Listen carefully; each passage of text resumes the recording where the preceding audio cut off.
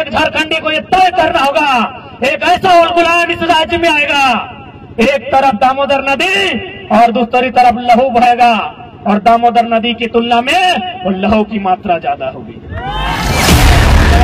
अगर इस तरह की भाषा का प्रयोग करते हैं, जिन्हें पढ़ना चाहिए था, आज वे इनकलाब करने आए हैं।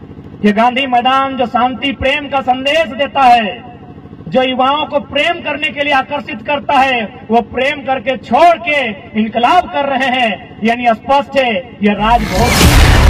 जलियांवाला मैदान में बदल लीजिए, कोई गम नहीं है,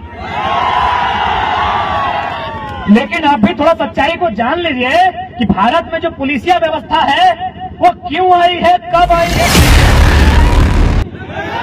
भारत देश में पुलिसिया व्यवस्था 1861 में आई है।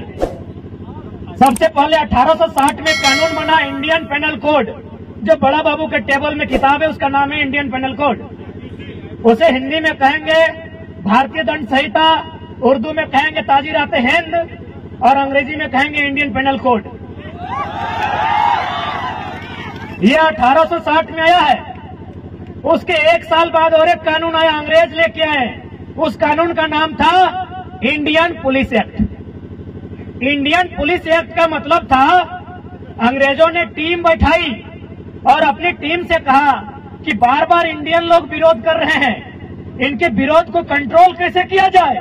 बोला देखिए, इंडिया के लोग बहुत गरीब हैं, प्लस आपस में बटे हुए हैं, यदि आप इनके हाथों में एक नौकरी के नाम पर कुछ पैसा थमा दिया जाए तो छोटा भाई खुद बड़ा भाई को पीट देगा। तो बोला देर किस बात की है, क्या किया जाए। तो चलिए कानून बने, उस कानून का नाम रहेगा इंडियन पुलिस एक्ट 1861, और उसमें तय हुआ कि जितने भी हवलदार, जितने भी चपरासी, जितने भी जमादार और जितने भी पुलिसकर्मी होंगे वो 100% हिंदुस्तानी लोग होंगे। उन्हें किसी को ऊपर लेवल का जॉब नहीं दिया जाएगा, जिसे हम लोग ICS कहते हैं। नेताजी बोस ने पास किया था एग्जाम, आपको पता होगा। इंडियन सिविल सर्विस, जिसे आज हम लोग इंडियन एडमिनिस्ट्रेटिव सर्विस कहते हैं, और इंडियन पुलिस सर्विस कहते हैं, इंडियन फॉरेन सर्विस कहते हैं, इंडियन रेवेन्यू सर्विस कहते हैं। इसका नाम था इंडियन सिविल सर्विस। यानी इंडियन सिविल सर्विस में इंडियन का ना हो, बाकी इंडियन पुलिस एक्ट में इंडियन से भर देना है। क्या काम होगा कि जब भी कोई किसान, जब भी कोई नौजवान, जब भी कोई छात्र आंदोलन करेगा, इन्हीं इंडियन पुलिस एक्ट 1861 के माध्यम से जो लोग पुलिस बने हैं, इनके हाथों में लाठी थमा के दम भर के पिटाना है। बुरा मत मानिए दरोगा जी, आज भी वही काम हो रहा है। आज भी बिल्कुल हमारे भाई लोग हैं। आज भी एक भाई वर्दी पहन के उधर खड़ा है, एक भाई तैयारी कर रहा है, एक भाई प्रोटेस्ट कर रहा है, एक भाई लाठी से पीट रहा है। जंगलों में जो नक्सली बने हैं ना, नक्सली कहते हैं सबका पैंट टाइट हो जाता है, लेकिन हम साफ कहते हैं। कभी सर्वे कीजिएगा, पता चलेगा एक भाई CRPF में है, एक भाई एरिया कमांडर में है। पता कीजिएगा। इस संकट का निवारण आज हमें और आपको करना होगा। यदि आज हम लोग इस संकट का निवारण नहीं करते हैं तो आने वाले दिनों में इस राज्य में ऐसी ऐसी पॉलिसियां बनेंगी जिस राज्य से हमें बाहर कर दिया जाएगा। और ये कानून क्या उनका जिम्मा हमने लेके रखा है? आप देखिए, अब थोड़ा सा हम प्राइवेट सेक्टर में जाते हैं, या फिर थोड़ा सा हम लोग खनन नीति पर जाते हैं। हमारे झारखंड राज्य में ECL, east coal limited, eastern coal limited, BCCL, Bharat coking coal limited, और CCL यानी सेंट्रल कोल लिमिटेड है। कुल मिलाकर कोयला कोड़ने की 8 यूनिट हैं, जिनमें 3 यूनिट हमारे झारखंड में है। मुझे लगता है यहाँ जितने लोग हैं, आप डायरेक्ट ना सही इनडायरेक्ट रूप से आप अवगत होंगे कि झारखंड में जब कोयला कोड़ा जाता है तो किस प्रकार रैयत को, जिसका जमीन है, उसे मार पीट कर भगाया जाता है। कोई न कोई आपके रिश्ते नाते में होंगे। धनबाद, बोकारो, रामगढ़, पिपरवार के क्षेत्र में कोई न कोई आपके भुक्तभोगी होंगे। लेकिन यही मध्य प्रदेश के सिंगरौली में NCL है, जिस प्रकार हमारे यहाँ BCCL है, वहाँ NCL है, नॉर्दर्न कोल लिमिटेड। वहां भी कोयला कोड़ने का काम करती है। पता है वहां क्या होता है? सबसे पहले कंपनी अपना डाटा बनाती है, कि जो खनन होगा वो कितने बड़े क्षेत्र में होगा, और फिर वहां जाके क्या करती है, जो भी लोग विस्थापित होंगे विस्थापन होने से पहले उनको घर बना के देती है। इसी देश में, इसी भारत में एनसीएल ये कार्य करती है और बीसीसीएल बुलडोजर लगा के हमारा घर तोड़ देती है। इसी देश में नागपुर में WCL है, वेस्टर्न कोल लिमिटेड, वहां भी इन्हीं कानूनों को, इन्हीं नियमों का अनुपालन किया जाता है कि यदि कोई विस्थापित होने वाला है तो पहले चिन्हित किया जाता है, डाटा कलेक्ट किया जाता है, फिर उसको एक एस्टिमेट दिया जाता है और समय के भीतर उसको घर बना के दिया जाता है।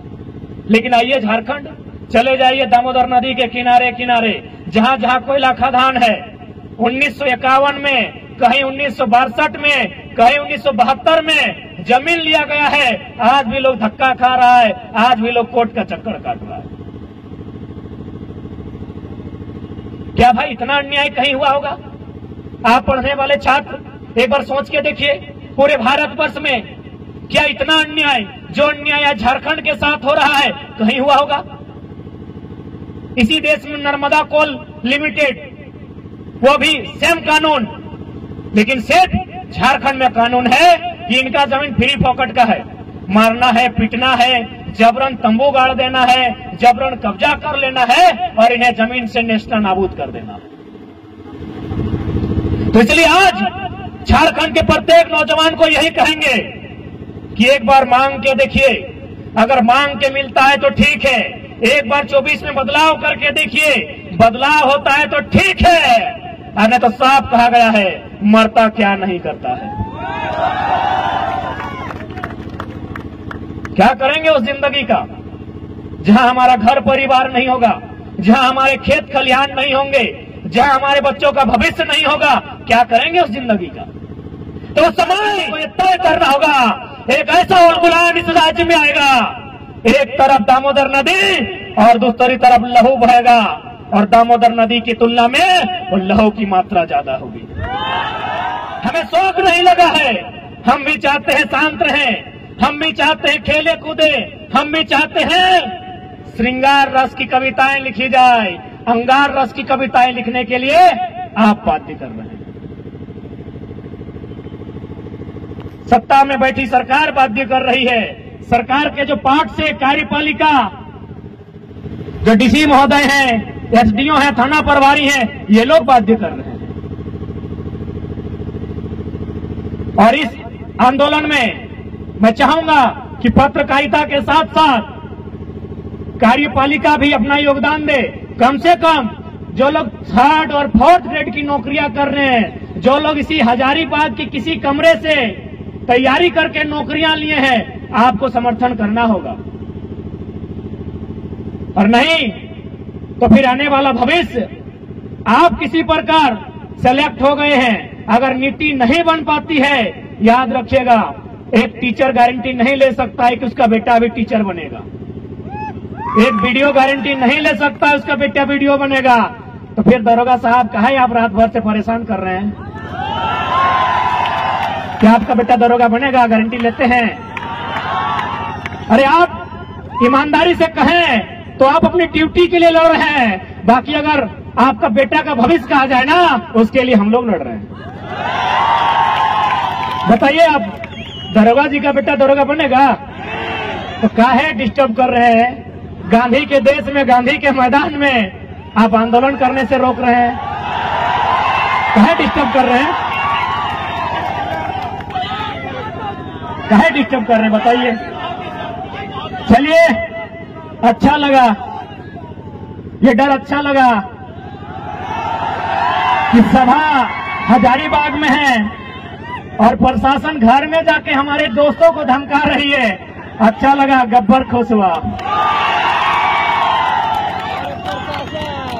सबसे पहली बात, जितने भी मीडिया के बंधु आए उनका धन्यवाद देते हैं, प्रशासन के लोग आए हैं, जो पुलिस टीम, उनका भी धन्यवाद देते हैं। लेकिन आपको भी थोड़ा सा कानून की जानकारी होनी चाहिए कि जो भारत देश में पुलिसिया व्यवस्था है ना, वो क्यों बनाई गई है। भारत देश में जो पुलिसिया व्यवस्था है वो क्यों बनाई गई है? क्योंकि आप सब लोग आयु में हमसे बड़े हैं, हमारे बड़े भाई स्वरूप हैं। भले आप लोग ड्यूटी करने आए हैं, लाठी डंडा लेके आए हैं, आप गांधी मैदान को जलियांवाला मैदान में बदल दीजिए, कोई गम नहीं है। लेकिन आप भी थोड़ा सच्चाई को जान लीजिए कि भारत में जो पुलिसिया व्यवस्था है वो क्यों आई है, कब आई है, कैसे आई है। भारत देश में पुलिसिया व्यवस्था 1861 में आई है। सबसे पहले 1860 में कानून बना इंडियन पेनल कोड, जो बड़ा बाबू के टेबल में किताब है उसका नाम है इंडियन पेनल कोड। उसे हिंदी में कहेंगे भारतीय दंड संहिता, उर्दू में कहेंगे ताजीरात हिंद और अंग्रेजी में कहेंगे इंडियन पेनल कोड। यह 1860 में आया है। उसके एक साल बाद और एक कानून आया, अंग्रेज लेके आए।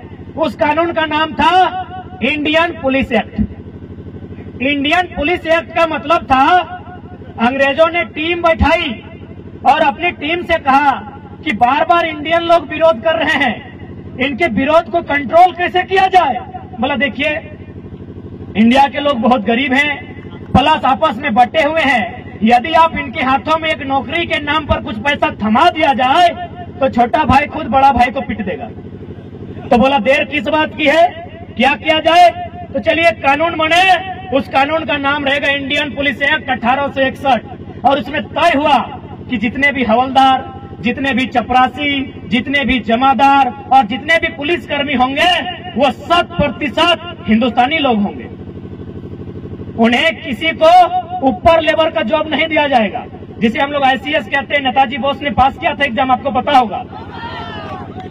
इंडियन सिविल सर्विस, जिसे आज हम लोग इंडियन एडमिनिस्ट्रेटिव सर्विस कहते हैं और इंडियन पुलिस सर्विस कहते हैं, इंडियन फॉरेन सर्विस कहते हैं, इंडियन रेवेन्यू सर्विस कहते हैं। इसका नाम था इंडियन सिविल सर्विस। यानी इंडियन सिविल सर्विस में इंडियन का ना हो, बाकी इंडियन पुलिस एक्ट में इंडियन से भर देना है। क्या काम होगा कि जब भी कोई किसान, जब भी कोई नौजवान, जब भी कोई छात्र आंदोलन करेगा, इन्हीं इंडियन पुलिस एक्ट 1861 के माध्यम से जो लोग पुलिस बने हैं इनके हाथों में लाठी थमा के दम भर के पिटाना है। बुरा मत मानिए दरोगा जी, आज भी वही काम हो रहा है। आज भी बिल्कुल हमारे भाई लोग हैं। आज भी एक भाई वर्दी पहन के उधर खड़ा है, एक भाई तैयारी कर रहा है, एक भाई प्रोटेस्ट कर रहा है, एक भाई लाठी से पीट रहा है। जंगलों में जो नक्सली बने हैं ना, नक्सली कहते हैं सबका पैंट टाइट हो जाता है, लेकिन हम साफ कहते हैं। कभी सर्वे कीजिएगा, पता चलेगा एक भाई CRPF में है, एक भाई एरिया कमांडर में है। पता कीजिएगा क्यों, किसके लिए? बस मुट्ठी भर लोगों के लिए, बस मुट्ठी भर लोगों के लिए देश का कानून है। यदि आपको यकीन नहीं हो रहा है तो सीट बेल्ट बांधिएगा, अडाड़ी साहब उड़ने वाले हैं।